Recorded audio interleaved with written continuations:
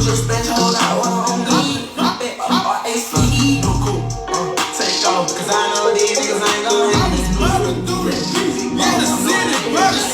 I'm a tryna keep at home, but I love the fucking streets. I was cleaning up a key, tryna serve it to the street. Couple niggas had beef, so I had the chief key.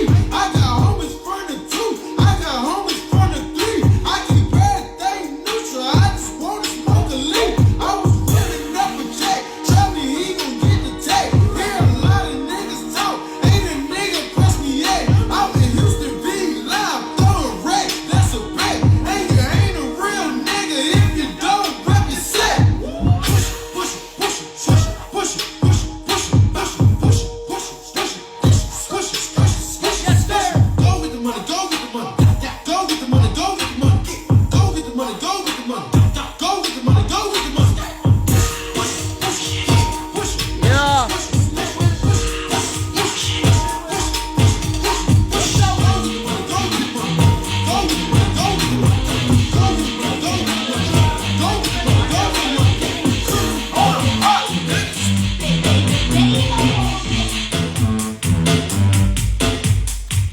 You love it?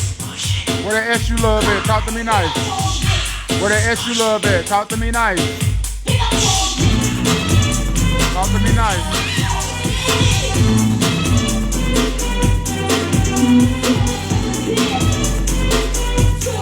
Talk to me nice. Little bitch won't ride it. Told the bitch don't get out. This is crazy, man. He'll wear that too. He'll wear that. That dude crazy, man. Ooh, that's the shit that I like.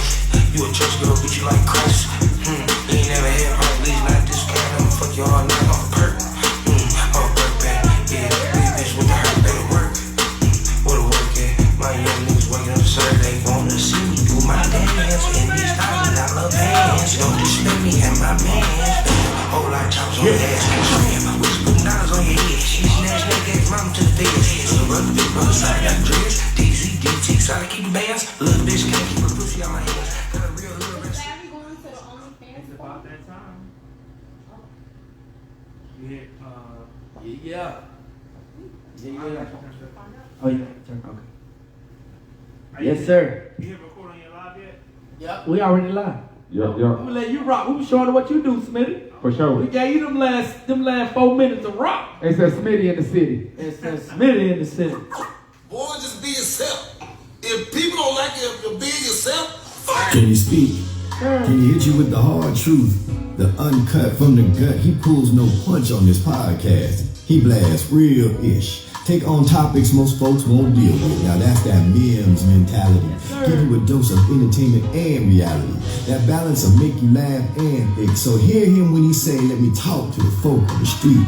Talk to the incarcerated and liberated. Let me talk to the judges, politicians and lawyers, trap boys, hustlers and soldiers, men and women, no matter what color, creed, or religion. That's what No Limit Larry is giving. The truth, shining the light, walking the walk. Giving perspective from his perspective. You tapped in, you're listening, we're good. Welcome to Let Me Talk. And that's what they call it, Let Me Talk, the podcast. Well, we keep it 1,000 cause a humdrum ain't enough. Y'all know what it is, man. Another edition of Let Me Talk, the podcast. Wednesday night, we live in Zooway, 8432 Old Statesville Road, a.k.a. the Charlotte store, man. We got some, man, there's so much. Oh my God, we got the new Eastland drip, we got the terry cloth, we got the soft sweats for the spring, the Charlotte gear, and boy, we just get it in one time for my man Greg Zooway Apparel, and I got a shout out to the OnlyFans Mansion Party. I don't know if you got your tickets, but you need to get them, baby. Yeah. OnlyFans Mansion Party next Friday, April 23rd, and I don't know if I'm going. I got to talk it over with my wife. Yeah. Absolutely. And my team, I got to talk it over with the whole team if we can make it happen. But yeah, private location, tickets are available. You know what I mean? Zooway Entertainment. Where the tickets available at Mary Lynn? Right here. Oh, you can buy them right here in the store. Can we get them online? What's the online to get them at? wherever it is, www.getnasty.com. I don't know where you get that. But just come by the store. My man tonight, listen. Y'all heard this, man. If you from Greensboro, you done rock with him. You know what I mean? HBCU graduate. You went to Winston? WSSU, baby. WSSU. We beef on everything. He got his own morning show. I got my own morning show. We throw shots back and forth from Greensboro to Charlotte. They say 102 jams, out rock Pi 98. Y'all say Pi 98, out rock 102 jams. But like I always tell people, man, we do these jobs. These are jobs that we're doing. We don't own these companies. It's always all love, man. It's a brotherhood. This is my man, Bdaht. What's up, Bdaht? What's happening, man? Thanks for having me up here, man. Let me talk my talk. You dig what I'm saying? I hate everything about it. We went to Winston-Salem. I went to Smith. You know, we hate the Rams. You know we run y'all, so let's just keep that up. Hold on now. We done whooped y'all ass basketball the last some years. I don't know what years you talking about. We defend the CIAA champs. You understand what I'm saying to you? Talk to me. Y'all did beat us last year. Came to Charlotte, got that dub, and they sent it to Baltimore. You know how we get down. Y'all didn't get the last one. Y'all had the last laugh. Now this is love though, man. First, man, big shout to the spot. I came in here.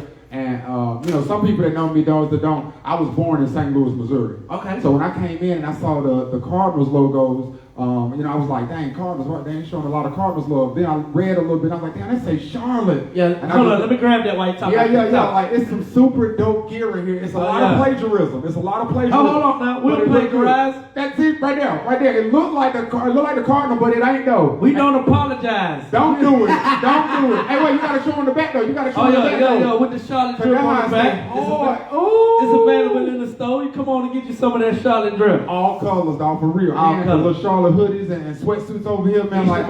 People always ask me. I be wearing a lot of Zoo-Way, whole lot. I call it a whole lot of Charlotte shit. Whole lot of Charlotte shit is Zoo-Way. I respect it. I'm definitely gonna be through this bit. They got little cupcakes and beverages. That's my girl spot over there. It's a whole movement in here. They got black art on the walls. We got tattoos in the back. You know what I'm saying? You gotta get your nipple pierced and a cupcake in. What are you talking about? I like it.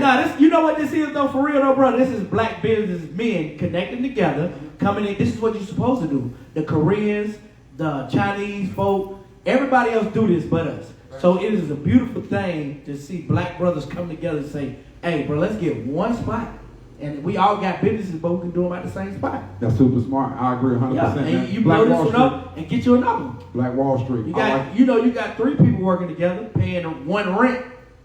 Like how we did in college. How we did in college. college. What you mean? $500 rent. We was spending there $150 a piece, and whoever had the leftovers, you got gas and bills and electricity. Absolutely. That's how we hustled it. The trap. Everything was an ashtray. Praise God. Praise God, boy. Hey, speaking of college, man, you went to Winston-Salem State. What did you take communications at Winston-Salem State? Absolutely. Mass comm major, man. Class of 2006. You know what I'm saying? Like, I love WSSU, man. I love HBCUs. Like, I'm an advocate for HBCUs. I'm trying to get every athlete to go from PWIs to HBCUs. We got a movement called HBCU Jump, where we're very serious about that, man. Like, if it wasn't for HBCUs, and you can attest too, like, we wouldn't be who we are. Right. You know what I'm saying? Right. Like, I don't think I would have been the same Bdaht had I gone to a PWI. Right. You know what I mean? Like, I needed that. But WSSU, man, like, it was the lit. You know what I'm saying? Like, I got kicked out. Hold on. We got to back up. We keep it 1,000 over here. Okay, because how the hell you get kicked out? How you get kicked out? Which time? Anytime you want to tell us about. Well, one time was academic probation, just out there just tricking out. You know that. See, that's what a lot of people don't understand about HBCU. If you ain't never been to like a thing with beautiful black women, you like my first semester at Smith was dope. Like, it was beautiful women at Smith. Yes, sir. Okay. Everywhere. I was just asking. I never been there. My bad. I never been there. But so like you come out of high school, you had black girls, white girls, but this is all black women.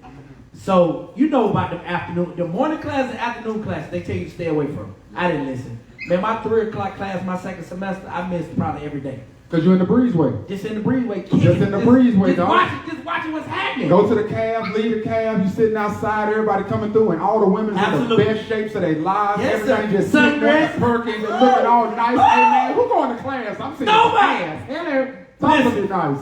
I didn't get on academic probation because my professor at the time was like, look, I'm going to look out for you.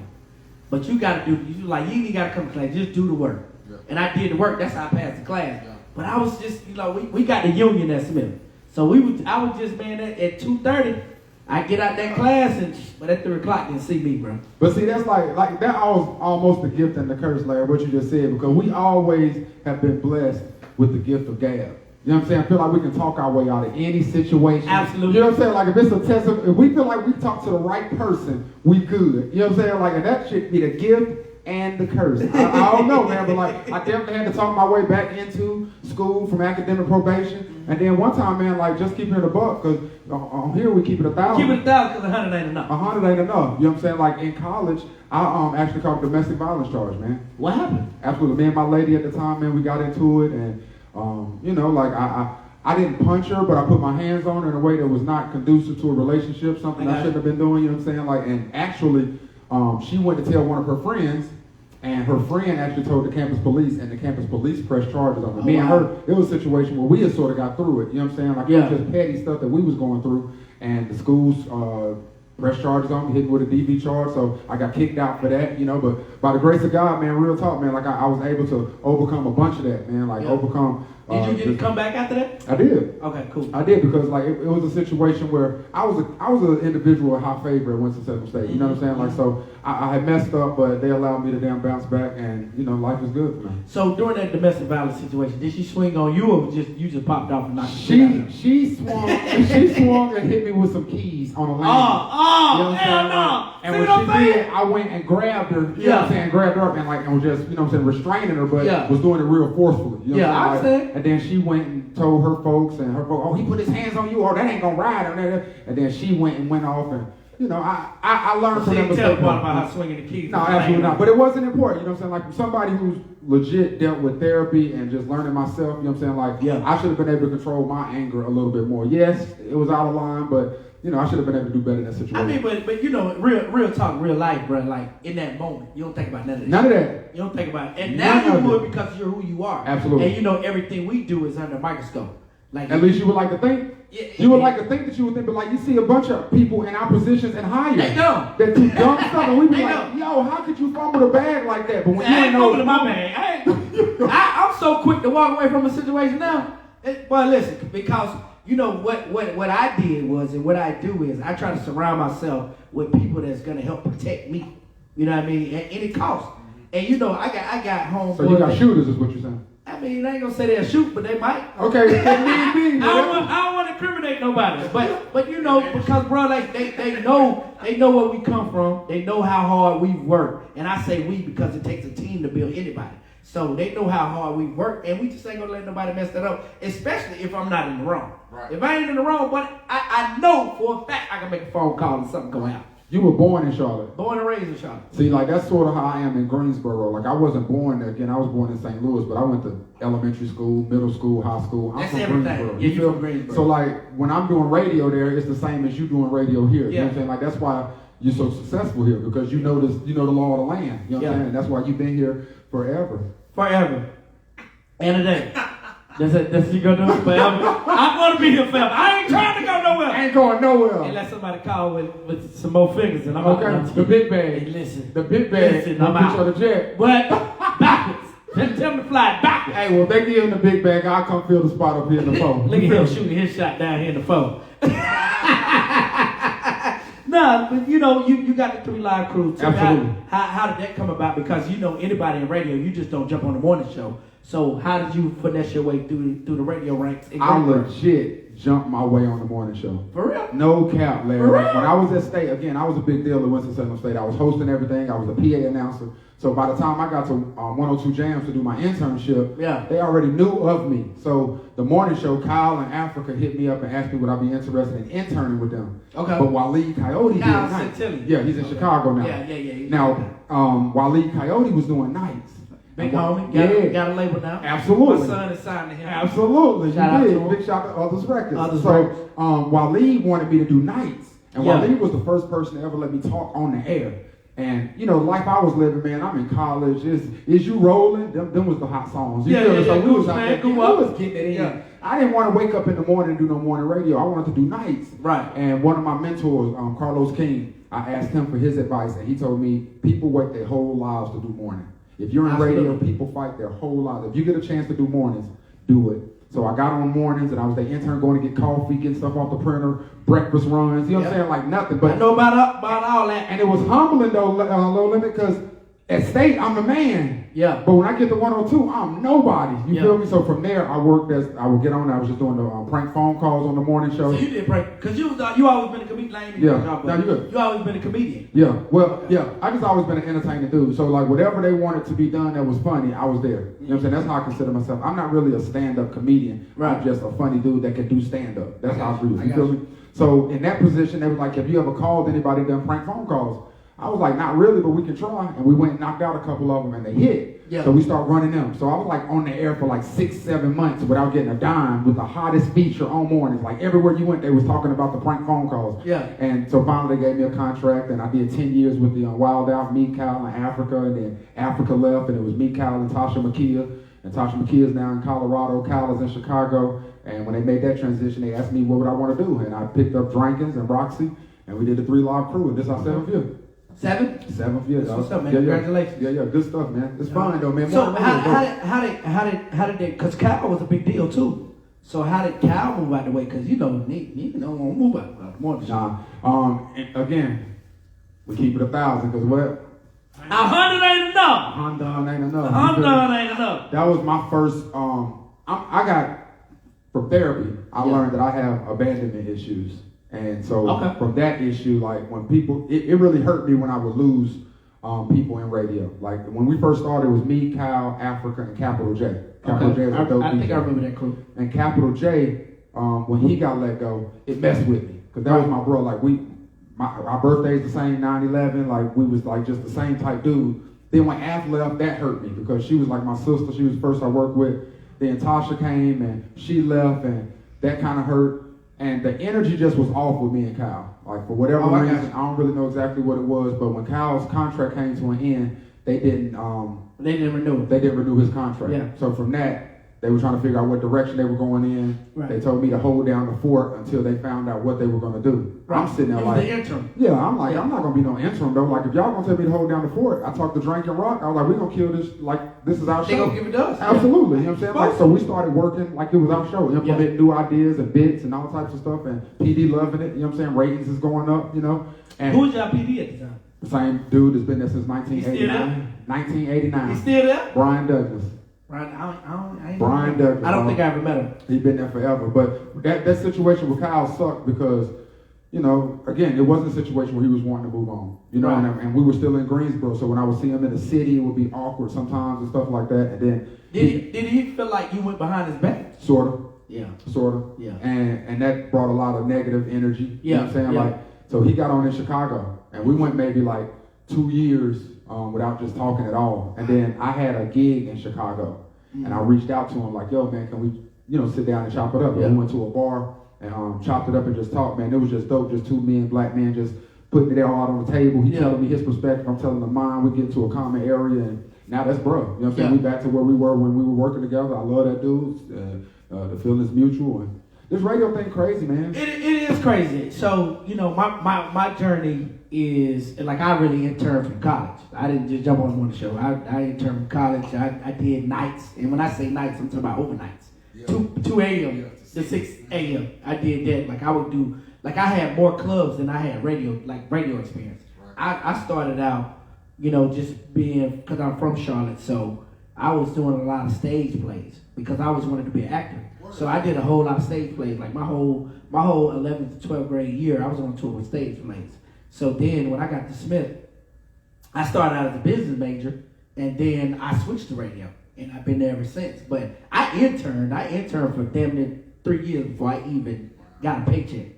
And like people be talking about me now, and I'm like, y'all see the end result. Yeah. A lot of people now don't remember. It's some that remember, but y'all don't remember them days. But all my homeboys remember the days, you know, because they were a lot of, like I said, it takes a team to build somebody. So they remember the days of me interning, because I brought them with me. We all went together. They remember the days of, well, we got to go do a club from 11 to 2, and we got to be on the radio at 2. Yeah. So we leaving at 1:45, running in that radio station. They sleep on the floor. I'm doing overnights. Yeah. And then, you know, you just waiting on that shot. And the person who actually, you might know him, the person that actually gave me my first shot, by default was Brian Pays, B. Pays. Oh, yeah. So a guy by the name of B. Pays, he was going out of town for the weekend. He was like, bro, just fill in. Ain't nobody gonna be listening. Okay. Facts. And ever since then, man. What shift was he doing? He was doing 10 to 2 on the weekends. So he was doing 10 p.m. to 2 p.m. on Saturdays and Sundays. He was out of town for one of the DJ conferences. And was like, bro, just rock. Ain't nobody gonna be here. So okay. And I went in there. All you need. I went in there and I rocked. All you need. And the PD was like, what the hell you doing on my Who's the radio? PD then? Andre Carson. Okay, I'm not. Andre came with, he's a great PD though. So he was just like, bro, what are you doing on my airways? I told him, man, he doesn't, Brian Pays, no, I ain't got to work. He's like, okay. So it still took another probably 6 months before I actually got that call. And I remember the day I got the call. Me too. Like, you never forget that phone boy. call. Like, bro, come sign this contract. Like, and it was part-time. So December the 4th, 1998 I don't remember that at well. 12:02. Damn. I had just, bro, I didn't get that tattoo. Bro, listen, this is how important it was for me though. Like, because I had worked so long and I had been trying to get on so long and I had been telling people like I want to do radio, and a lot of people looking at me crazy like, bro, you can't do that. It's not gonna happen. And people telling you it's not gonna happen. So to get that phone call, I hit that. My damn cried in the kitchen. Yeah, you did. I stayed on Freedom Drive at 3001 Tacoma Drive. I had a phone that, you know, the one that kind you roll around with your finger. I had one of them. You said 98, you know. Rotary phone. Rotary phone. I picked it up. It was a lady by the name of Doreen who was our administrative assistant. She said, yo, I need you, where you at? I was like, I'm at home. She was like, I need you to get here before I leave. She was like, I'll probably be leaving in the next 30, 40 minutes. But I need to get you this contract so we can bring you on. Bring me on well. So like, they want to sign you to the station. I'm on the way. I drove from Freedom Drive to Concord in 10 minutes.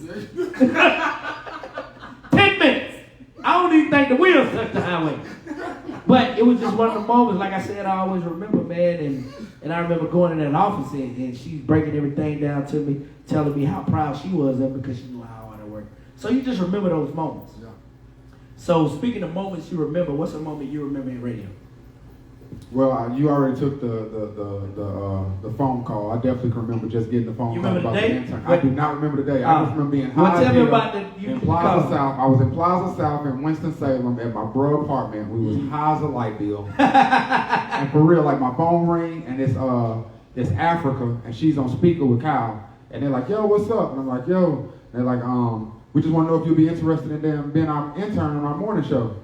And to me, that was the equivalent of getting a check. Right, you know what I'm saying? right, I was right. like, heck yeah, like I'm about that. And they was like, all right, we need you to be there Monday morning at 5:30. I was like, a.m.? And they was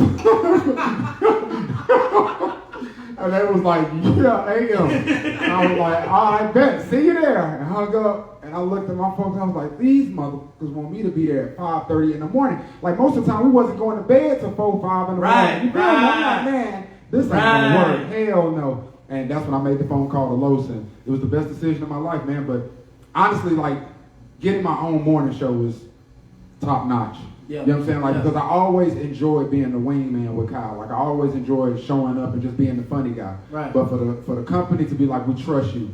You know what I'm saying? Like, we trust you to lead this morning show. Knowing that the station is built on the morning show. Right. You know what I'm saying? Like, and for all urban radio stations are usually built on their morning show. Absolutely. Absolutely. So to be given that privilege, man, and then to be as successful. I remember the first time we hit like a 20 share in ratings. And like, it was just the most unheard of thing in the market ever. And right. Just the feeling of accomplishment that we felt. You know what I'm saying? Just because you know how this go, man. Like, everybody don't have energy and chemistry like that. You know what I'm saying? Like, for us to be able to finish each other's sentences and to be able to vibe with each other the way we do and really met each other to do this show, like, just speaks volumes to the talent level, and it's just super dope. Like, so I think that's like my most, when it's all over with, that's gonna be my favorite moment. Like, just 3 Live Crew. You know what I'm saying? Like, just because again, that's a show that's made from the people. Like, they named us. You know what I'm saying? Like we were on some joint. Like, they told us we just holding this down until they find somebody to get the morning show. Mm-hmm. But we ain't looking at it like that. We gonna work it like it's our morning show. We were that transparent with the audience. You know what I'm saying? Like, so, and that's important. It is. And I tell people that all the time. Like, I communicate that to Burpee and Jess. And I communicate that with other radio personalities. Like, the key to radio, there's a key, because it's different everywhere you go. But one thing about it is, the more transparent you are, the more you're going to be attractive to people, because people love transparency. Absolutely. Yeah. I agree 100%, man. So from there, like, we would just be like, yo, we need a name. If we're going to be a show, we need a name. And they were shooting us names. And they was like, y'all live, man. Like, y'all like a 3 Live crew. And we was like, yo, that's it. We like that. Yeah. We like 3 Live crew. We went on a photo shoot run with it and turned up. And 7 years later, dog. How did you get Drake and you got Roxy on the show now? Yeah. So how did you get Drake and Roxy on your show? Drank been with me. Like, Drankins and I, we did comedy together since 2010. Drankins, you know, me, Drank, Yeah. Bert, Brand, Bean, all of us, we had a comedy show called the Freestyle Funny Comedy Show. Right. And we started that in like 2010. And so we would just travel the country doing comedy. So when I had and Drank would be the funny guy sometimes, but it would be me and Kyle. Drank would come up on Fridays and just do all types he was the stunt dude. Like, I'm talking about, like, put candles in his fingers and light them joints and ask him trivia questions. Hell no, we finna do that. Oh man, it was off the chain and people loved it. Like, he was so ratchet. Yeah. It was off the chain, though. And you know what? That's I was like that. I used to do. We all were. Yeah, I was like too. Like, I used to do when I used to work afternoons with Nate. I was that guy for him. Like, I would go to the neighborhood. Like, it might be a shootout. Well, where Larry? Well, I'm out here, buddy. I ain't shoot, but I'm out here on big dog. Boy, don't give him it out. And people like, man, boy, be Facts. But I get it. You grow. Yeah, you know what I'm saying? You get yeah. to a point where you just be like, I don't want to be that I ain't guy. doing that no more. Urban radio, you be needing those characters, and Drank was that character. So Yeah. when we had the transition, I knew I was bringing him on, just because his ratchet and his funny is just infectious and is top tier. So I knew that I was gonna rock with him. And I tried, honestly, at that time, like, I tried to bring everybody in on a certain level. Like, I would have bits where Bean would be doing parodies and stuff for us. Well, for the folks watching, when you say Bean, you talking about Chico Bean, who's now currently on Wild 'N Out in the 85 South Show. I be saying names like but they might not know Chico Bean. I mean, Chico Bean of Wild 'N Out fame and 85 South Show. Yeah, 85 South Show with DC. Yeah, DC Young Fly and Carlos Miller. Carlos Miller. That's what he's talking about. Yeah, they all work together. Well, he went to Winston-Salem State too. Like, He did? Yeah, Bean graduated from Winston-Salem State. Like, we all HBCU. Yeah. Bert and Drank and Brand. Bert graduated though. They all No shade. Bert did not graduate. He the only one. From Charlotte. Is he the only one? Is he the only one? Yes. Bert, man, Yes. listen, I hope you lick it. Bro. How the hell you gonna be the only one out the crew that didn't graduate? Bert is always fraudulent. He always screaming the foes. And he's from Concord. He ain't even from Charlotte. Now he claimed Concord. I be saying he from the trailer park. He won't claim it. No, he be trying. I'm from the foes. Oh, You right. from Concord. Stop playing with us. But that's still a photo. Nah. You right. Nah, it ain't. You right. I got homies that's from Charlotte, and they don't let Right. nobody They from don't play that. Concord. You right. Nah, You you right. from the Gas House, you from Kings Mountain, you from Concord, Concord. Pineville, and Straight up. You ain't from the foes. You from That's my guy. Concord. Bert is my guy. I hate Bert. He But built bad. He built bad. He got this nasty thing on his hand. I hate him. I hate Bert. I hate everything about him. How did all y'all connect? Was it because all y'all was in Greensboro? How did y'all even create the freestyle? You know, because it's a lot of y'all, and all of y'all are doing big things in your own way. Like, Bert is on the show with me. You got your own show. Chico Bean is on a major tour. Darren Brand was on Wild 'N Out. He's doing major things with Netflix right now. Drake is on the show with you. All y'all was together. So how did y'all even create? How did that come about? It's super dope. It's a dope success story. We like the Temptations of comedy in North Carolina, to keep it a book. You know what I'm saying? Like, eventually, in a couple of years, we're going to do a reunion show, and it's going to be ridiculous. But I never wanted to do stand-up long-term. But I wanted to act. Like you were saying, that's why I was like, dang, for real? Like, I always wanted, like, that's always a goal. You know, like, so my management at the time said the best way was to do stand-up. So I would be at the Comedy Zone, and hosting at the Comedy Zone was Bean. Chico Bean in Greensboro. Okay. He started hosting at the Comedy Zone in Greensboro. Chico Bean is on speaking of. Drinking, well, it first started, it was me, Bert, and Brand. Okay, Darren Brand. Yes, Darren Big Brand. Baby Brand. Big Baby Brand. Okay. And we were 3B. That was our comedy. That is Bert, Brand, and Yeah. Bert, we Big were 3B. Baby, and Bdaht. Oh, it's horrible. We laugh about it. We laugh about it endlessly to The this day. big three. Y'all was the original big three. For sure, Yeah. legit, and we dressed horribly, and it was ridiculous. That's when Bert wore bow ties, and Brand looked just. And when I met Ferb, he had a bow tie. he was horrible. He was horrible. and the Kevin Hart special. He It had was like a horrible. suit. Oh, it was horrible. I think he had a bow tie that night. He definitely had on a bow tie. Right? So, we started out, and we were doing a show at the Comedy Zone, and I was telling them, like, if y'all trying to get down, like, let me see what y'all do at the Comedy Zone. And they brought out a bunch of Aggies, and they went crazy in the Comedy Zone. So I was like, 3 of us, we got to link up. I want to work with Bean because he's the most seasoned. He's a real stand-up comedian. He hosts at the open mics. He knows the game, so I want to work with him. My homegirl, Africa, not that I worked with, but she went to A&T. She was a good friend of mine. Her cousin was Drank. Okay. So she was like, my cousin, he's funny. I want him to meet y'all. So we met this dude, Drank, and he got up that night too, and he killed. So the 5 of us was like, yo, let's do something. And I had a couple homies with me, and they were willing to handle the business side of it, and we just handled the comedy side of it. And we just linked up. And this was, seriously, when we were like, nobodies. Like, I was just a funny dude on the morning show. So because of that title, they trusted me at the Comedy Zone. So the Comedy Zone gave me 1 night a month, the 3rd Sunday.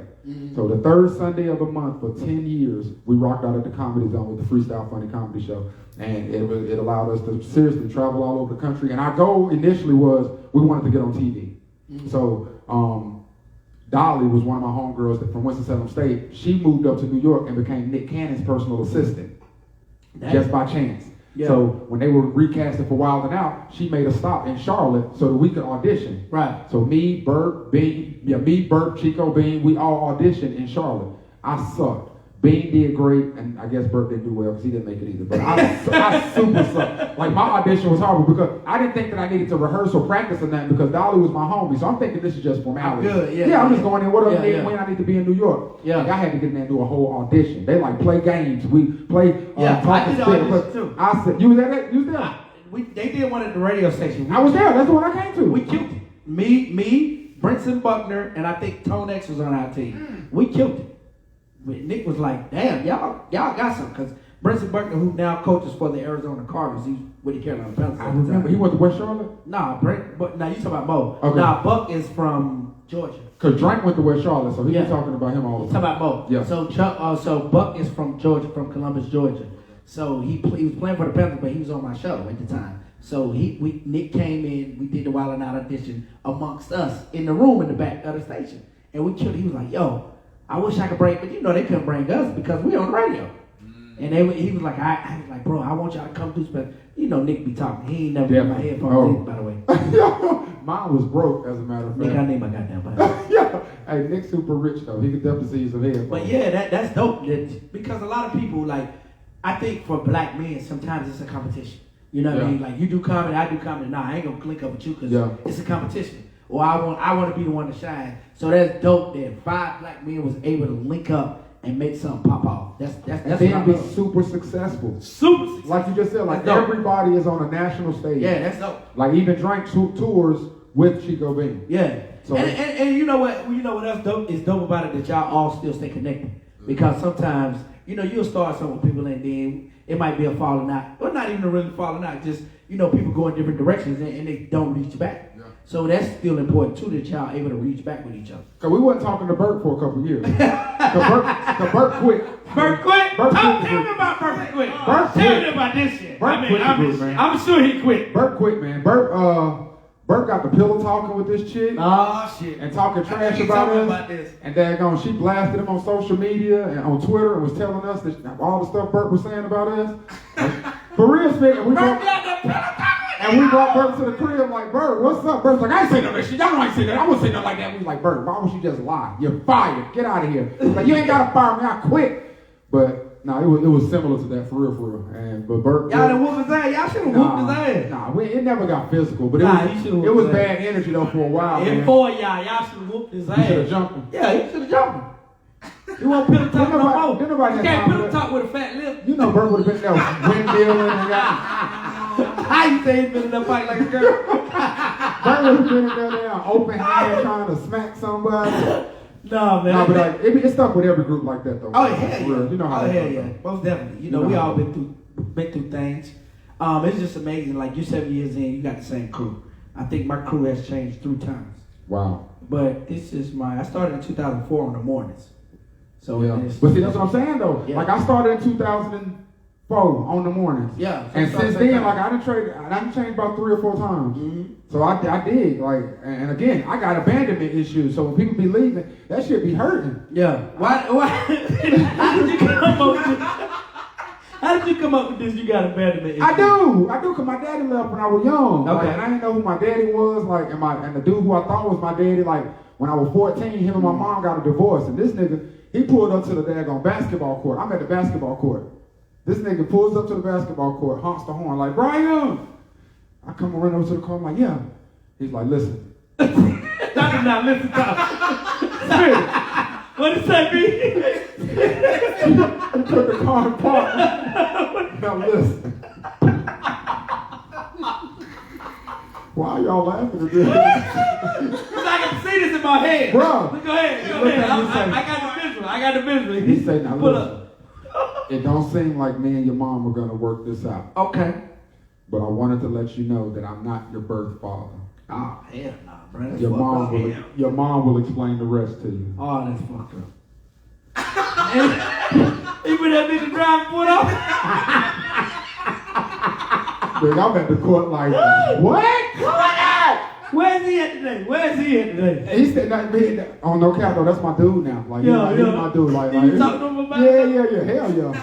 Hell yeah, we talk about that because I ran straight to the house and called my mama, like, Mama, Daddy said, or this dude said that he not my daddy. What? And she just hung up. She was mad as hell. Hell no. Your mama didn't come. She hung up. So now I'm just in the house, daddyless, just naked emotionally. Then I found out that my birth father was locked up in California on drug charges and all types of carrying. Oh, he was a real G. Yeah. He was just ridiculous. And then like I didn't meet him until like 3 years ago. Like for real, like in my late 30s, that's when I finally met him, like face to face, and sat down and chopped it up with him. Yeah. But like in therapy, like I really, like, it's that fear of people gonna dip. You know what I'm saying? Like people are always gonna leave, so it's that bully in your brain. You know what I'm saying? That sort of fucks with me from time to time, and you know, like we all got our vices, we all got our demons. Absolutely. You know what I'm saying? Like, well, see, so my father's issue is different. Like my dad was around on and off, and my mom went to prison when I was young. When I was your mama was a G. My mama, people know in Charlotte know my mama. Really? Oh yeah, before Griselda Blanco, it was Judy Biden. Shut up. Come on. We keep it 1,000 because I heard enough. Ain't enough. Like it's old school cats that come up to me now and be like, "Well, your mama used what?" I be like, "But go ahead on now, bro. Yeah. Go ahead on now. Go Crazy. ahead." But you know it. But for me as a young man, I saw that. I saw the transition through everything. You know, from her doing what she was doing in the streets, to her going to prison, to her coming home, to her making a complete transition. So that in my mind still plays out with certain situations. So my dad took me in when my mom went to prison. It was either stay at home with my aunts or either I can go with your dad. Right. And my mom said, I want you to go with your dad if he's gonna take you. And he did. He took me in, and I learned a lot from my dad. But after that, after I went back home, the relationship died. It's like it's no communication anymore. It's no teaching me anything. So a lot of stuff I learned was from other guys, from coaches, from just hanging with different dudes and just them pouring into you. And but see, back then we came up, and I say this all the time. You had dudes like you wasn't in that lifestyle. They wouldn't let you be in that lifestyle. Right. They're like, bro, you too smart. You could take your ass home. Right. And then plus they knew who my mama was. They knew like, boy, you Judy's son. You taking your ass home. Ain't nothing we can do. You need something to go holler at your mama. I ain't dealing with your mama. I'm not doing that. Like I had dudes I ain't dealing. But what time is it? But we finna do such and such. Take your ass home, bro. Like, nah, I ain't dealing with your mama. And I had dudes tell me that. So it's like, for me, it's like I be trying to rebuild that relationship with my dad. Because it's not always just, like you said, everybody got their vices. But you don't understand, I didn't understand that part until I got older. Now you start having kids, you're like, okay, now I kind of get it. You was a young man. You was doing young man shit. So you get it. So like we rebuilt our relationship. I just went to see him the other day. I hadn't seen him for like 6 years. And I'm riding through the neighborhood where he lives, and I stopped by like, man, I gotta go see my pop. Right. Like I don't have no grudge. Right. But it is what it is. Right. So when you become a parent though, you just see everything different. Yeah, you look at everything different. Like you understand why marriages don't work. You just understand a bunch of different things. When you become a husband, when you become a parent, you get it. You see it through a different lens. And I think that's how my pops and I were able to rebuild our relationship. Yeah. You know what I'm saying? Because I realized like Me and my mom beef, so I can't imagine being married to her. Like I did, y'all. Like, hey, I get it, my guy. Like, for real. So y'all cool now? Y'all still talk? Yeah, we talk all the time, man. Like, he just hit me up the other day with because of all this Derek Chauvin foolishness. He would just want to tell me, just wanted to pray for me and whatnot, and just tell me just be safe out here because, you know, you might not make it home type foolishness and that type of. But he an Uber driver, so I'm telling him like, yo, you might not make it home. Yeah, bro, you be safe out here. So do we still got that work though? Because you know, I mean, I know. Oh no, you talking about my father. That I'm talking about the real dad. I ain't talking to him in a minute. Oh, okay. That's what I'm talking about. The real dad. He still got that work. Nah, like he ain't doing that. I'm trying to buy me another stuff. Shut up, boy. He deal with reformed convicts now, though. Oh, that's what's up. He changed his life, man. He deal with reformed convicts. He a poet, stuff like that. You know what I'm saying? It was dope meeting him, though, because I got to see where the other side of me came from. Like, growing up with my mother, I knew where certain traits and stuff came from. Yeah. But then there were other things that I didn't even really pay attention to. But when I met dude, I was like, that's where that come from. Like, oh, that's where the wordplay come from. You a poet. You stuff like that. So it was dope being able to fill in that other part of my life. Mm-hmm. Like your first time on the radio, what was that like? Because people ask me this question, so like your first time, they be like, do you get tired of hearing yourself on the radio? But like, what was that first moment for you, like on the radio? Like, you know, you heard yourself, or you heard one of your commercials, or you heard yourself on a promo. What was that like for you? Like everybody, you geeked. You like, I made it. You know what I'm saying? Like when you growing up, like when I was a child, I never wanted to do morning radio. Like Buster Brown was the morning show guy. Buster Brown was that dude. He ran radio. Yeah. Still is that dude. Like that's my mentor. But I never said I want to do radio when I grew up. Right. So when I got on radio, to be able to talk on radio, again, the first time was with Waleed at night. So I was just talking about football and being passionate, and it was dope to me because it didn't feel like I was doing radio. Right. You just being yourself. I was just talking and being myself. And so like I think that's when you're the most successful, when you're just being your personality on the air. You know what I'm saying? Like, and I was always able to do that. So it just always felt natural to me. Like I always, like it was dope because the people with me were excited. Like my accomplishments are dope because the people that I'm surrounded by, they are excited about it. You know what I'm saying? Like personally, like no cap, like I've been popular since kindergarten. Like I gave the valedictorian speech in kindergarten. Like go forth and be great in first grade, niggas. Like I told him that. I didn't say niggas. Like go forth and be great in first grade, niggas. But like I've always had that. I've always been able to captivate rooms and demand attention and just that type vibe. So like that part is always natural to me. So when I make different accomplishments, it's great. It feels good because, you know, I'm being successful and just being what I want to be. But again, like the people around me being excited, that's what's lit. You remember your first paycheck? No. You remember your first? I remember my first paycheck. How do you remember all of this crap? I'm gonna tell you why. Because I remember because it was that exciting to me to get a paycheck to Power 98. I remember the exact amount. $55.19 or 38 cents. $55.38 was my first paycheck. That's a lot of numbers you keep remembering. Yeah, how does he do that? Didn't I just tell y'all my mom was Griselda Blanco? I'm good with numbers. I've always been good with numbers. I know what I spent my first check on. What'd you spend it on? Weed. That's a fact. My first check was $55.38. That's crazy, right? Yes. I was making $8 an hour. Man. How much you was making an hour when you first got a radio? I really don't remember. Like I remember it was a salary for 19 grand. 10 to 15. It was like 19 grand for the year. I know that was like my standard part-time contract. About $10 to $15 an hour. I didn't care, but see, like that's the thing. I didn't care about the money at that time. But see, I was still in school though. Yeah. I was still like I got on radio in 2004. I graduated from college in 2006. Yeah. So them 2 years, like that, the money I was making for radio, I was getting more money on refund checks than I was getting in radio. Absolutely. Checks. So like I really wasn't for real. Like I'm dead serious. Goddamn refund check. But listen. Bachelors, boy. I used to take my homies to the mall off the refund check. You know how many cars I bought off refund Let's checks? go shopping, bro. And it be so whack because they be like, now listen, you only need $2,000 this semester. Give me the 8. But we're going to give you $8 grand. Yeah, let me get the 8. Let me get that $6,000 refund. That's What you talking about? Now I'm paying $32,000 worth of debt. You ain't paid yours off yet? No. I should pay it off. Are you serious? Yes, sir. Now that's a good feeling. I paid it off. That's a good feeling. I handled the money. Oh, that's a good See, feeling. when I got, and you know Smith is private, so our shit is expensive as hell. But For no reason. Look at Smith. we went Winston there. No, y'all did not. Not in football, basketball, Okay, maybe softball, not bowling. football, but we beat y'all in golf.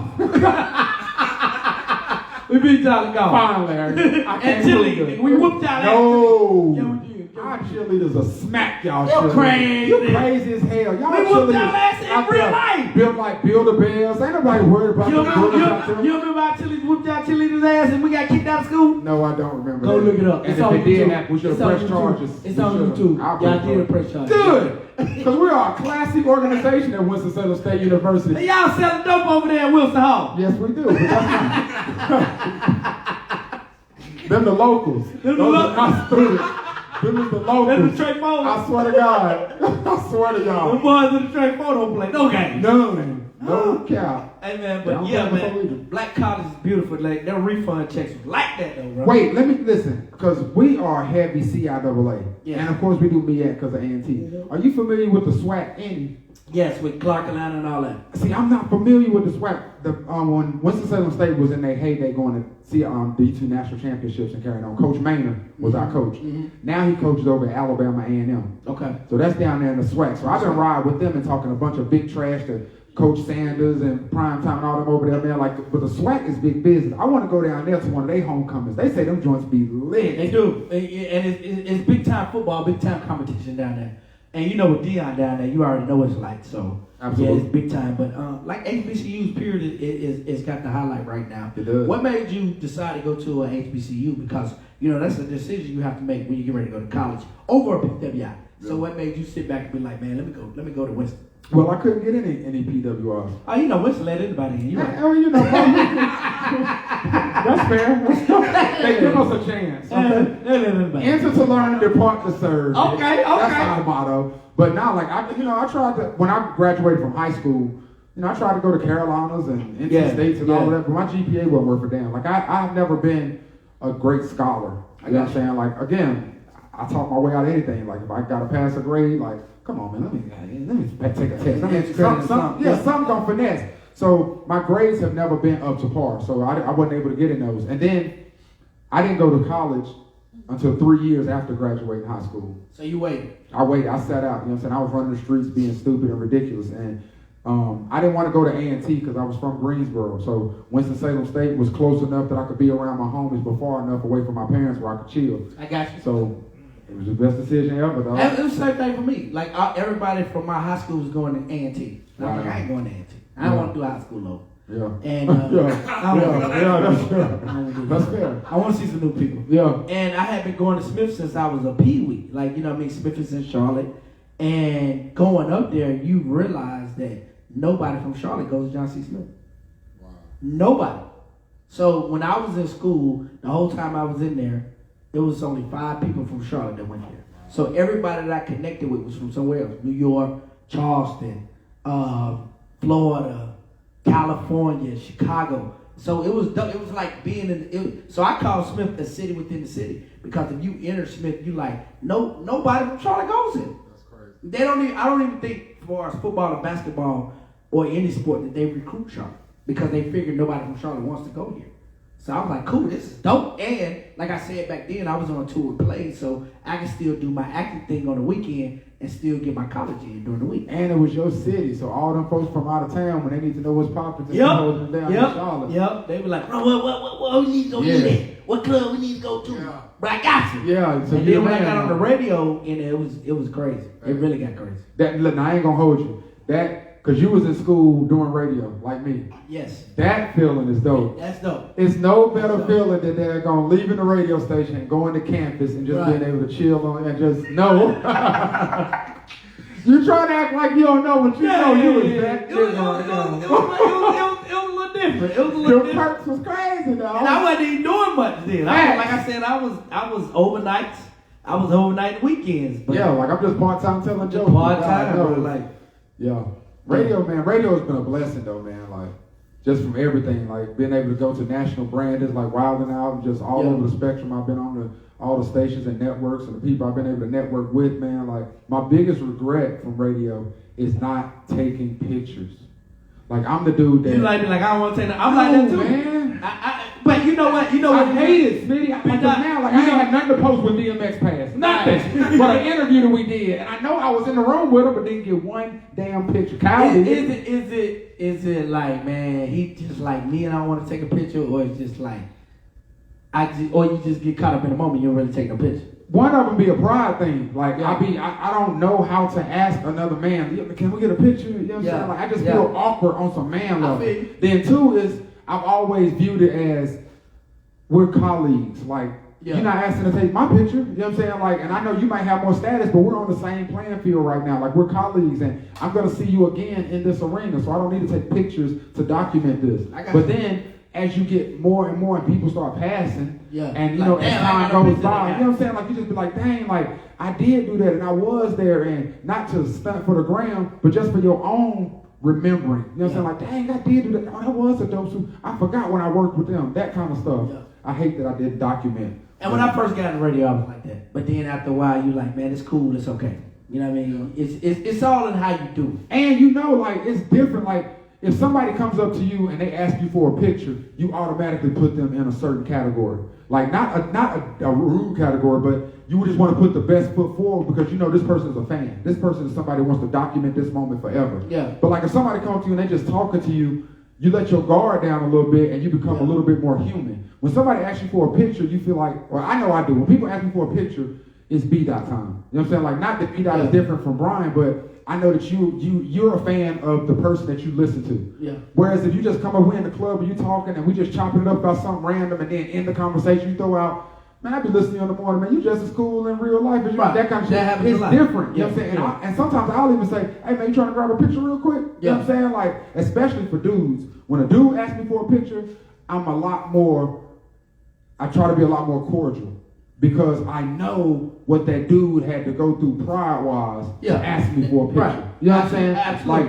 Like, females, they don't care. Like, can I get a picture? Yeah, that's what they do. That's what they do. But a dude to be like, to humble himself and be like, no. Got Viv is in the room. She looking like, y'all tripping. Viv. But see, now Viv is in the game, though. Like, she don't count. Like, no, I'm talking about regular, normal people. Yeah, and it's not saying it's like, well, we got fans. It's just like, that's what females do. They take pictures. Yeah, like that. Y'all take pictures. But for a dude to humble another dude for a picture, oh man, that's very humble. You hear how the baby talk to people to ask them? You ain't gonna do the baby like that. You hear how the baby? No, you know we love John. But you ain't gonna do the baby like that. Listen, the baby is the reason why dudes be like, I ain't asking no dude for no picture. But no, I've had dudes tell me the realest things ever in this radio career. Like I had a dude tell me just about 2 months ago. He walked up to me. He said, "Hey, bro, I'm gonna just tell you some real shit." He was like, "Bro, I feel like you a real nigga. I do feel like that." He was like, "Bro, I don't even like you though." So I'm standing there in the moment like, "What damn?" Like, "What damn?" I'm like, "Okay, so where's this going? Like, what's that's next?" That's you getting your stance. No. I'm listening. When you say that, I gotta look you in your face, see where you going with it. So we look at eye. He's like, "Bro, I don't even like you." He's like, "But," he's like, "I'm gonna tell you some real shit. I respect what you do in this community. I respect you as a man." He's like, "But I don't really like you." He said, "I don't even know why I don't like you, but I just don't like you."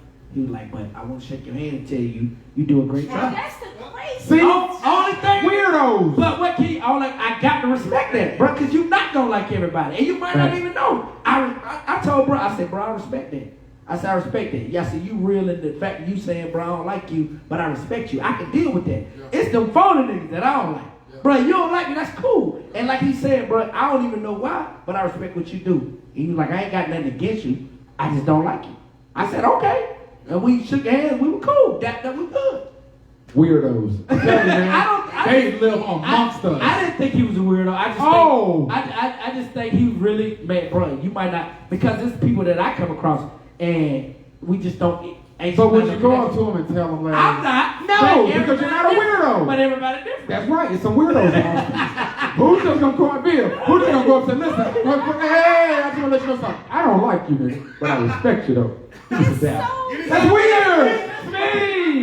Nah, that's real shit, bro. Because you know what else will happen? Somebody don't like you, and they'll be around you, keep keying and all. You need face, bro. Can I get a picture? Yeah. Then they'll take the picture. You walk off, they'll tell their home, "I don't even fuck with that nigga like that." Yeah. So that happens too, and I know it happens. But that's even weird. I'm about to say, I would say that. And he's super lame. Like the lame person to take a picture and they don't like you. Oh my God. But it happens though. All the time. It happens though. All the time. And people, again, like you said, he don't even know why he don't like you. And that's how it is most of the time, bro. You ain't even got nothing against me. You just, I don't like the nigga. But the reality is they see us and a lot of times it's envy for no freaking reason. Like they see us and they think, oh man, this dude think he the shit. But meanwhile, if you talk to me, dog, you'll see, dog, like, I'm broke, I got bad credit, I'm $30,000 long.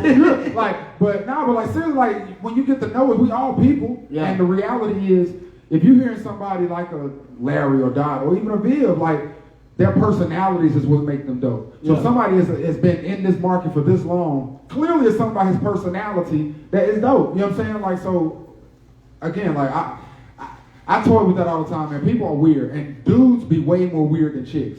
Like a dude will stand in the club with you and talk to you all night long, and you will be showing him nothing. Like, yeah, bro, that's crazy. Woo, yeah. And he was just standing there, just standing. I'm cool with talking to people though. Like I am too until it get awkward. If there's nothing else to talk about, I know you just standing here so you can say you were standing. I'm cool with that, bro. I don't even trip on that because I do. Because it's some people that's a fan of you that don't know that they're a fan of you.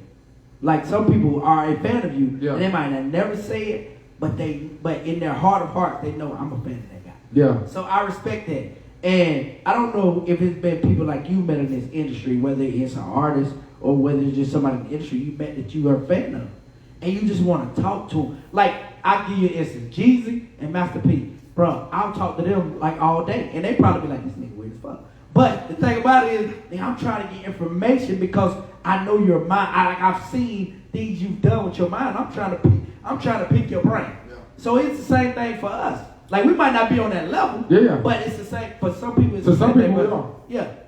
And like, they just trying to pick our brains. So Jeezy almost had me eating out of a straw for the rest of my life. Why is that? What happened? Him and his homies almost killed me at the club. Why? What happened? They tried to beat me up. Why did Jeezy try to beat you up? True story. Tell the true story. You can Google it. If you Google right now, Jeezy and Bdaht, you will see the story where it's gonna say North Carolina bans Jeezy's music. That's what it's gonna say under the headline. Okay. But no cap. We was in the club one night and Jeezy's security. What did you do? I shouted out Keisha Cole and his. He already said he was fuck Keisha Cole. No. This one they was dating. Well, he ain't Security had told me though, like I don't care who you see tonight, you don't shout out nobody but Jeezy. Okay. That's what security had told me. So you want to get the code. And I didn't, but I really didn't know what he was. I didn't really know what he meant at the time. I did. No, I was 100% wrong. You fucked up. So listen. So try to real nigga. So be it. So look it up. Do you see it? No, not yet. Bdaht and Jeezy. Go to allhiphop.com. It's there. Nevertheless, so Jeezy, Keisha Cole was there, and I didn't even realize Keisha Cole was there. As she's walking out with security. Like I look and I'm like, oh, Keisha in the building. And as I'm saying it, I'm trying to grab the words back like, that's what security was talking about. It's like 2 a.m, club about to close. Now before the club, I had asked his manager, can I get a picture with Jeezy? Because like, huge fan. Right. You have no clue. Right. Yeah, Miami, like listening to Trap or Die. Yeah, it's some people in this industry you just a fan of. Jeezy was that one. Jeezy was that one for me, though. Like I could not, just to be on the same bill with him, I felt like I had made it. Right. So when they told me that at the end of the night you can get a picture with Jeezy, I'm like, bet. So the DJ got Bdaht to security. To the DJ booth. Bdaht to the DJ booth. I'm like, hell yeah, time for my picture. Oh shit. I get up on stage. As I stand on stage, my heels. If the stage is at a corner, my heels are on the corner of the stage, right? Yeah. Jeezy walks up to me here, and then he got his homies here and his homies here, like at a counter circle, so it cut me off. Yep. And I'm looking at Jeezy, and like, I'm drunk. We drunk. It's party, you know what I'm saying? So I'm like, I'm trying to go for my phone, and he like, didn't we tell you not to say shit about nobody in this motherfucker, homie? And I'm like, oh shit. I'm like, huh? Oh shit. Oh shit. This ain't what you say before a picture, Smitty. This is not what you usually said before a picture. So I'm looking at him like, yo, like. So he and like, you know what? I know how Jesus talk, bro. I know how this came out. So he looking at me, and at that point he take a step forward. He's like, don't you know we'll fuck you up in here, nigga? And I'm like, so at that point, his raspy voice. I just dropped my. I looked at the niggas that's with him. that's willing to kill me for him. And I'm like, and I just dropped my head. And he was like, get the fuck out of my face, nigga. I down walked past him to the DJ booth and just sat down at the DJ booth like, what the fuck just happened? And Jeezy left and all that. So the next morning on the radio, that was like Saturday. So Monday when I got on the radio, like my feelings was crushed. Because when this happened, I left this part out. When he walks towards me, at that exact moment, the lights from the club come on. So everybody watching? Everybody's watching. The whole club is watching Jeezy straight pump me in Greensboro. So like that Monday, motherfuckers calling up like, yo, Dad, what happened? So I'm telling them what happened, but I'm really, really emotional because I'm sick, because like I'm a fan of dude and everybody know, like all week I have been talking about I'm hosting this party with Jeezy and they know. So they're like, oh, that's fucked up, man. Fuck Jeezy. He don't get to come to Greensboro and disrespect you like that. I ain't playing no more Jeezy, man. Fuck Jeezy. So like 97.1, they definitely lied. 97, especially in this moment. We're talking about like 2004, 2005. Yeah. So like, I appreciate y'all though. So like 97.1 and 107.5, they are sister stations with us. Okay. They start putting on their social media. 97.1 bans Jeezy. 107.5 bans Jeezy. Now mind you, this is like 2004, 2005. Like we really kicking off shit going viral and all of this. Yeah. So allhiphop.com picked up the story. North Carolina bans Jeezy. That was the story they put on the damn internet. So like at this point, Jeezy's manager, they called Tap. Yeah. Yo, Tap Money. Like, Tap Money. What up, Tap? Yes, sir. Like, yo, like, what's up? Y'all ain't playing Jeezy up here? Like what's going on? Cause a lot of people don't know, man. North Carolina. We bring a lot of artists. Huge market. We bring a lot of artists. So like, Tap was like, well, you know, we ain't like the way things went down with our morning show job, all the time. Mind you, Jams hadn't pulled nothing. But Tap was playing it like, we might have to do something because So they was like, well, we need to get them on the phone, So that night, mind you, nigga, Wendy Williams had hit me up. Oh, wow. Terrence J and them had hit me up for 106 in Park trying to daggone. You should have rolled this shit. I don't roll this shit. But that same night, Jeezy calls me on three-way. Jeezy, Tap Money, and Waleed, all of them was on the phone, and they called me. And me and Jeezy just talked. He was explaining his side, and really he was pissed off for three reasons that night. One, the way the club was set up, they put his VIP area on the stage. Right. They only paid him for a walkthrough. Right. But they tried to finesse it and try to make him perform. You see what I'm saying? Yeah. So he was pissed. He was pissed. We do then the DJ dropped some Gucci. Oh yeah. So that happened in the club with Jeezy with another. Yeah. And I'm coming to that story in a minute. The third strike was me shouting out Keisha Cole. Yeah, he was out. So he just felt like he was just being totally disrespected in Greensboro. He was mad as hell. Yeah. And he apologized, and I told him it was all love, man. Told him I was a big fan or whatever. He said next time he came through, we'll link up and go chop it up. It never happened, but I didn't expect it. You never get the picture? No, I never got my picture, man. Now he all married and a new Jeezy now and everything. The same Jeezy. I want him with the snowman fucking shirt on. Yeah. But you gotta get with the suit on. Yeah. Suit and button down. But that motherfucker, boy, he almost killed me that night. Yeah, you almost died. I did. Know it. I did. You know I did know it. So that happened here. Similar story, but not with me. With another guy.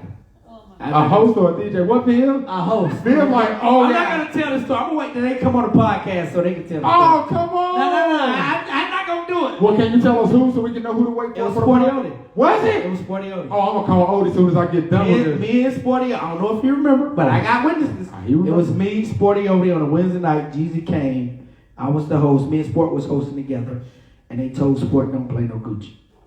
And he played Gucci, you know what happened. Why would he do that? You gotta ask him. He gonna come on, let me talk, and I'm gonna let him talk about it. I'm here for that. You know, Sport went to Winston State too. Yeah, I know. And you know he was a hooper though. Sport, that's how he got the name Sport definitely get hoop. That dude is a bucket. And Sport's got a great mind when it comes to promotion. That's absolutely. Like we gonna talk about this on Let Me Talk. We had our time where it was. I don't even know what it was. Y'all was beefing? I ain't gonna call it beef. I would just call it misunderstandings. It was a whole lot of misunderstandings. Radio stuff. It wasn't even radio. I was in radio. He was doing promotions before he got the radio. This when he was trying to get in radio and he was sabotaging them. I never sabotaged anybody in my life. I ain't never sabotaged anybody in my life. That's when you was 36 Mafia and you told him he couldn't get on the radio and talk. I'm gonna bring that man right here. We gonna sit right here and we gonna talk about it. Because honestly, Are y'all gonna have boxing gloves? No, we need no boxing gloves. Okay. That's my guy. Like Okay. we got something playing big for the city in May. Like That's lit. man, like bro, he gonna come. I'm not gonna talk about it. I'm gonna let him come right here, Right. and we're gonna talk about it face to face. That's how I do. Oh, and I'm like, big bro, for that. I'm a grown ass man, bro. Yeah. I pull my pants up like you pull your pants up, and like I tell I hop in mine with 2 yeah, feet. like whatever you want to do, you want to shoot it out, you want to fight it out, you want to box it out, we can do whatever. Yeah. But we can also sit down like grown men and talk about sure. it. So that's what we're gonna do. And like that's my guy though. Like for real. Like We came in the state together, man. That's my dude. Like, yeah, nah, I love smart. John. He's smart John as hell, Adams. man. And I tell him all the time, I be like, bro, I wish the shit you do, I wish I'd have thought about when I was at that stage of my career. Cause Sport make major moves. But like we had a time where it was like, I don't know. Like I got a partner named Big Les. Big Les will tell you, like, bro, listen, it was about to be smoke in the city. Cause y'all were 2 big dogs in the city though. But I never looked at it. We're gonna talk. I'm gonna bring him on here so we can sit down and we can talk about it. I'm gonna sit over there with some Yeah, please do. Let me Please go. do. Yeah. Please do. Hold my spot, man. Please do. And Yeah. I just talked to Sport the other night. He had a listening party for Lil John 4K. You know, he's one of the guys that run Social Currency Enterprises. Came through, and you know, we just gonna sit down and talk about it because it's all over with now. It's all over with now. And even then we talked about it. We talked about it then because we both grown men. But it's like bro, there was some crazy shit going on, and I didn't know where it was coming from. I don't know if he looked at something sideways or he thought I was doing something sideways. So we gonna sit down and talk about it in front of y'all because it's already dead between us. We good. So Now that's dope. I think like, you know, I rock with you though, Larry. I think what you do in Charlotte is dope. I Like for the appreciate homeless it. folk, for like during the winter months when you down there collecting stuff for the kids and stuff. Like you definitely are a thumbprint in the city of Charlotte. You got your pulse on the city. You can tell that, dog. Like, and I respect that. I You know what I'm appreciate saying? it. Like I really do, dog. Like, man, salute what you know, do, man. when you really from Greensboro, so you can go out there in the community, and that's what I look at, bro. Like, if I could move around the city and really talk to people and touch people, that's what I want to do. The radio comes second to that. But I just want to walk around talk and inspire somebody because that's all we wanted growing up. Right? You just want somebody to inspire you to be something that ain't gonna land you in jail and land you dead. That's it. But you know we call it, man. Let me talk the podcast. We keep it 1,000 because 100 ain't enough. This is my man Bdaht. Appreciate Bdaht, y'all, man. when can they listen to you, man? Well, you know, when you're not listening to No Limit Larry and Burpee and Miss Jessica, the girl next door, man, we right there in Greensboro, the Triad, 102 Jams. We on the Odyssey app now. We done sold this shit. We in Odyssey now. This whole shit is crazy. Yeah, that's digital. But hey, man, just follow me on social media, man. Bdaht TV, BDAHT TV, man. You can find me there on all social media, Twitter, Facebook, Instagram, all that. I love your social media. You might know this. Or I didn't know. Maybe you didn't. Yeah, either. I love it. Yeah, And I love the food thing you do. Mouthful. Make America better again. How did you come up with those concepts? Man, like, just doing what I want to do. Like, for Yeah. real, like, with the Mouthful joint, like, I didn't know that at Bojangles, you could substitute. I didn't know this, Bill. I didn't know that you could substitute your biscuit for a Bowberry biscuit on your sausage I saw you biscuit. do that one. Like, you can get a sausage biscuit and say, That's let Bowberry? me get the Bowberry biscuit instead of the biscuit. And I didn't know that. So I went and ordered it one day and recorded it. And like 100,000 views later, I was like, yo, people seem to like this kind of foolishness. So I went to other stuff. I went and got a Big Mac at McDonald's and exchanged the patties for quarter-pounder patties. Didn't know you could do that. It's freaking ridiculous. Have you shit for 3 days. But it is amazing.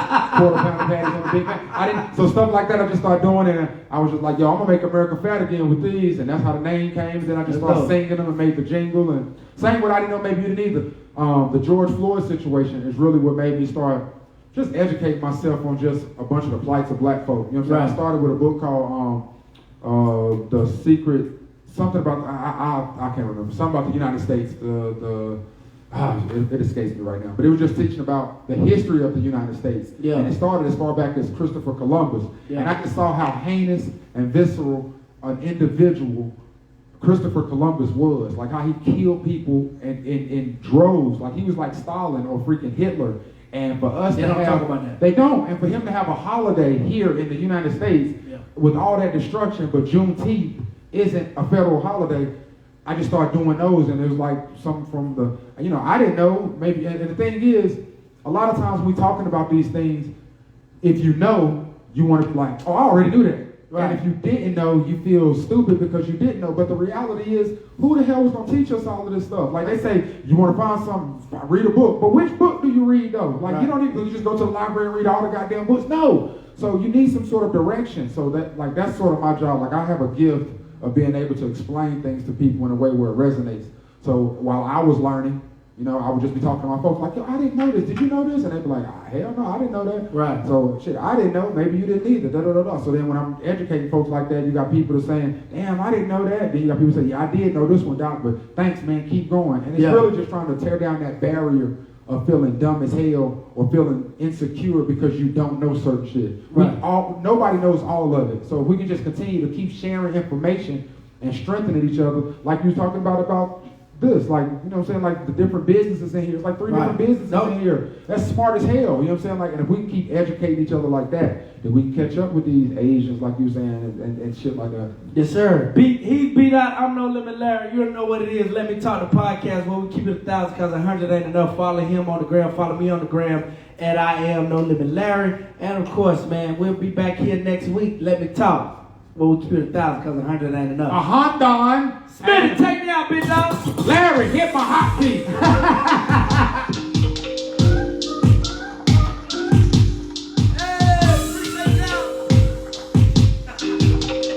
Yeah. Hey. What's going on in the world? Though we gotta speak about it. Change the topic. What's your favorite hobby? Change it back. Don't go back. Switch it up. Let's get some new ways to make money.